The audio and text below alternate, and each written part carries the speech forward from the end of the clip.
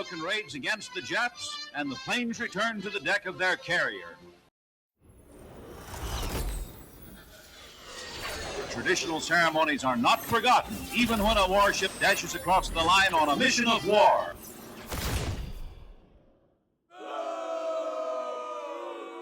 Are played on the victims. Hair raising is right. Look at that haircut. The baptism of Neptune, also known as the line crossing ceremony, is one of the oldest and most enduring traditions of the sea. It's a rite of passage for sailors transitioning from the slimy polywogs to the trusty shellbacks, and there is plenty of lore and tradition surrounding this maritime initiation. But what are the eternal costs of such an initiation? We're going to take a look at the deeper meaning, but let's first talk about the origin as we're given it. The tradition dates back centuries, likely originating with Viking or Portuguese sailors. It serves as a test of character, we're told, and a way to build camaraderie on long, arduous voyages. The ceremony marks the moment a vessel crosses the equator, moving from the northern hemisphere to the southern hemisphere. There's two types of participants. The polywogs, those who've never crossed the line, they're considered unclean and uninitiated in the eyes of the Sea King. By that we mean Neptune. Also, shellbacks, those who have survived the rite, they are sons of Neptune and are granted safe passage through his domain. When a ship nears the equators, it's said that the King Neptune or Poseidon boards the vessel to reclaim his subjects. He's accompanied by a rowdy court, often played by the most senior crew members. King Neptune, the ruler of the deep, usually carrying a trident or wearing a crown. Queen Amphitrite, Neptune's consort. The royal scribe who keeps the black log of all the polywog sins. That sounds very interesting. We'll take a look at that as well. The royal doctor who cures the initiates with foul tasting concoctions. Truly disgusting. The royal barber who gives shaves using axle grease or oversized wooden razors. The Davy Jones, Neptune's first assistant, representing the darker side of the depths. The ritual or the ordeal. The Lord dictates that the polywogs must be cleansed to appease the sea king. While they say that these are just theatrical and focused on morale or the replay historical skits, this type of thing, we're stating this might be far deeper and far more legalistic than we're led to believe. We'll talk about the contract itself. It's an ornate contract, very beautiful. Surrounded along the border are all types of sea creatures, mermaids, etc. And across the front is a banner of the King Neptune himself, along with a contract banner that says Imperium Neptune Regis, or Neptune, King of the Sea.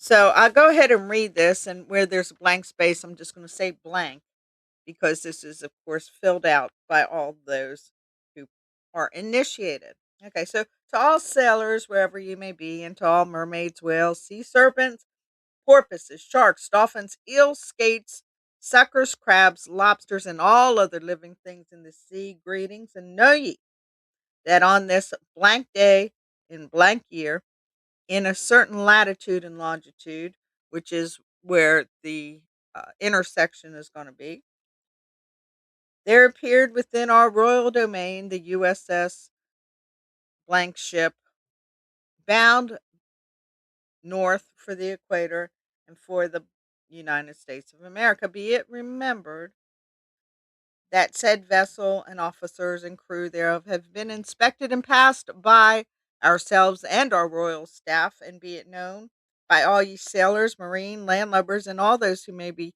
honored by his presence, that here's a space for your name, having been found worthy to be numbered as one of our trusty shellbacks, has been duly initiated into the solemn mysteries of the ancient order of the deep. Be it further understood that by virtue of the power invested in me, I do hereby command all my subjects to show due honor and respect to him wherever he may be. Disobey this under order of penalty of our royal displeasure, given under our hand and seal this blank day in blank year.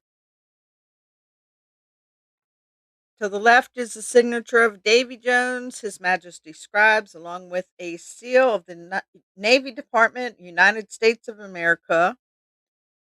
Signed on the right by Neptunus Rex, ruler of the raging main, and by his servant, space for the name of the commander of the USN, along with a golden seal. This looks a whole lot more than just an ornate little fun thing. This looks like an actual contract to me, and I believe that it is. I believe that we're told that it's just lore and a tradition, but there may be more to this than meets the eye. Let's look a little deeper, shall we? Knowledge, wealth, and safe passage all can be obtained to make alliance with Neptune, the god with the small g of the Let's go. raging main. From what I gather, the ritual itself includes four basic essences. The first being the subpoena. Oh, yeah, they're summoned. The polywogs are. They're accused of actually entering Neptune's realm unlawfully. The charges are read aloud, often with mocking pride or fear. Second, they're faced trial and humbling. And this is what we know today as a humiliation ritual. They're beaten, they're scrubbed, they're actually working in a complete chaotic atmosphere, scrubbing the decks, crawling, being doused with seawater, slop, rank fluids, and disgusting types of humiliations that they have to go through. This strips them of their rank, it strips them of their ego. Next, they're baptized. They're actually immersed bodily into brine or seawater. They're splashed in. This marks the submission to Neptune's rule. This is a bowing before a false god, no matter how you look at it. They are now baptized into the marine kingdom, which is a very real kingdom, one that we were taught was just mythological, but which actually has power in the spiritual world. The last aspect of this baptism is the transformation. Upon completion, the sailors declared a shellback. The name is written into the ship's log. It's recorded in maritime ledger. This is a symbolic both in the natural world, and it carries weight in the spiritual world as well. We're going to talk about this and the capture of souls by the marine kingdom. So stick with me. But first, we're just going to talk a little bit about the spiritual and psychological undercurrents. Sailors spent months isolated, surrounded by water that could swallow them whole. And this ritual is said to give meaning to the danger, externalize fear, and turn it into a ceremony. Some traditions whisper darker lore that Neptune's baptism marks a sailor so the sea knows its own in storms or shipwrecks, whether in jest or belief. It reflects how seriously sailors took unseen powers. To go through this type of ritual, it must be more than just symbolic, in my opinion. It must carry weight in the spirit world. Summary: the baptism of Neptune is not merely a prank or party. It's an inherited sea language that said, you entered a realm older than nations. You were seen, you were tested, you were allowed to pass. So, what is the trade? Because there's always a trade at an altar, and indeed, this is an altar to an evil entity, a marine king of the kingdom, which is a false kingdom and a false king, one who would raise itself above the knowledge of Jesus Christ. And here, so many bow to this infernal agent. So, who is Neptune?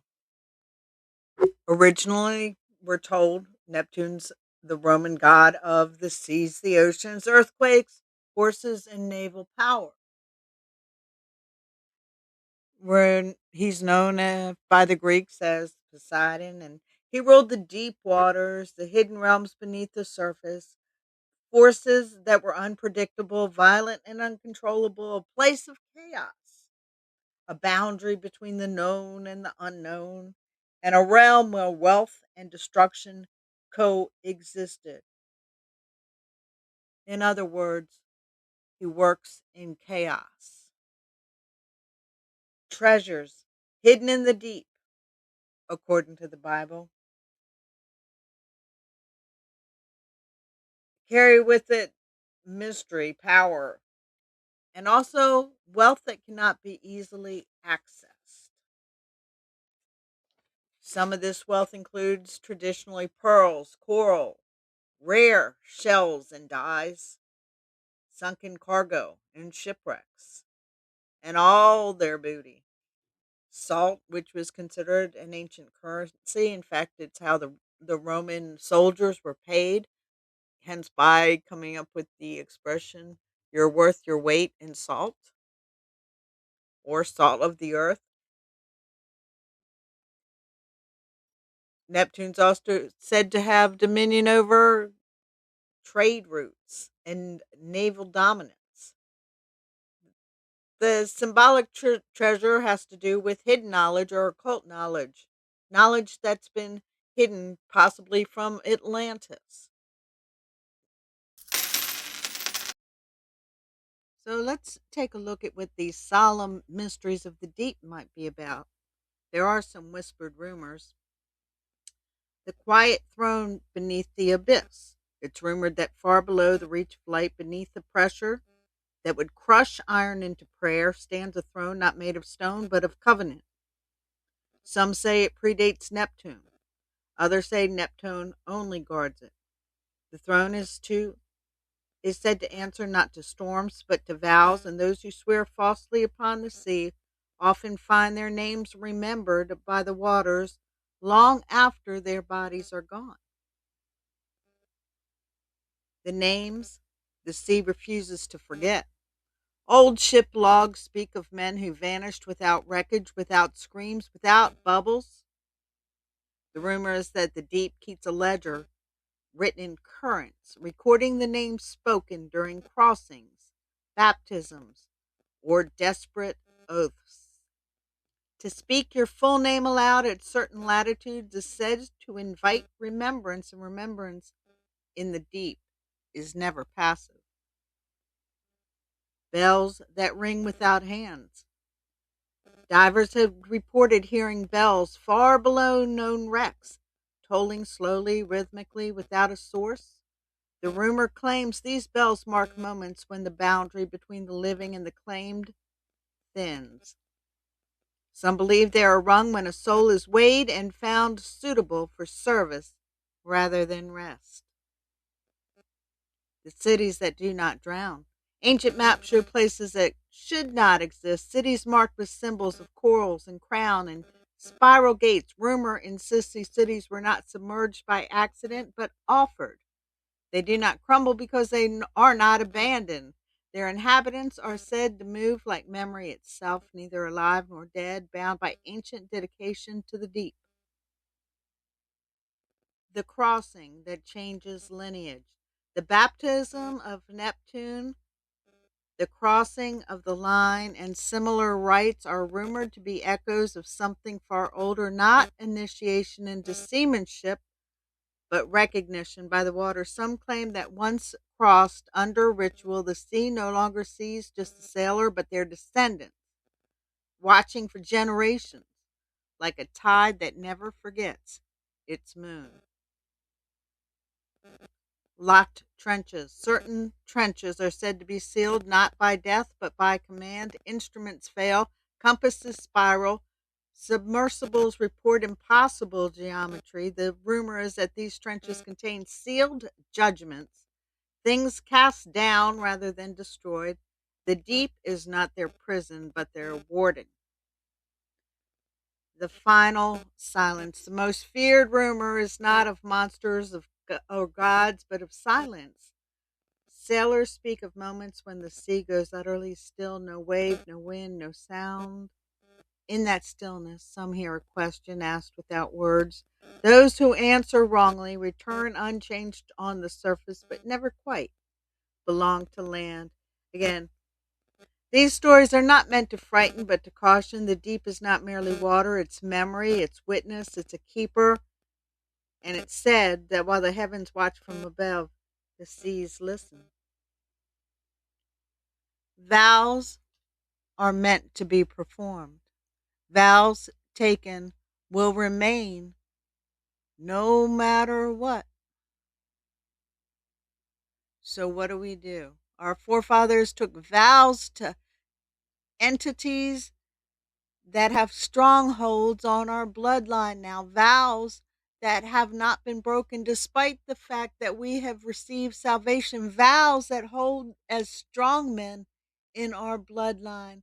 Join me for part 2 when we discover how to cleanse our bloodline, break ancient vows, and be free in Jesus. Thank you so much for joining me.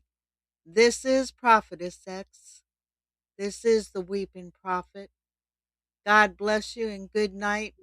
Please join me for part 2. Don't forget to like, subscribe, and share. There's a lot of people that are entrapped in the snare of the fowler. Let's free them today.